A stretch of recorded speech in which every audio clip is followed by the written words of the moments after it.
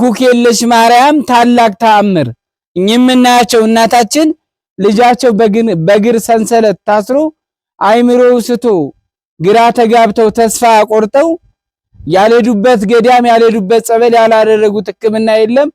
የኩክየለሽ ማርያምን ድንቅ ተአምርና ምህረት ፈውስ ሰምተው እዚህ ቅዱስ ስፍራ ይዘውት መጥተው ጸበሏን ሲጠመቅ ሲጠጣ እምነቷን ሲቀባ አይምሮው ተመልሶ ጤነኛ ሆኖላቸው ወደ ሀገራቸው የምስክርነት ቃላቸውን ሰጥተው እንዲሄዱ ይሄው እናታችን የዋሻዋ ንግሥት ኩክየለሽ ማርያም አብቅታቸዋለች።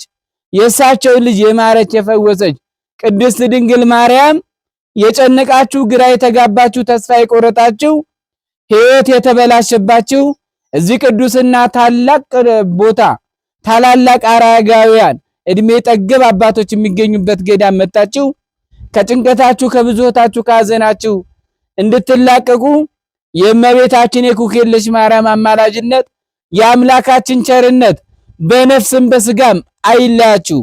ሁላችሁም ያያችሁ የሰማችሁ ላላዩ ላልሰሙ ሼር እና ኮምፒሊንግ በማድረግ እንድታስተዋውቁ እንድታስተላልፉ በሷ ስም እናሳስባችኋለን።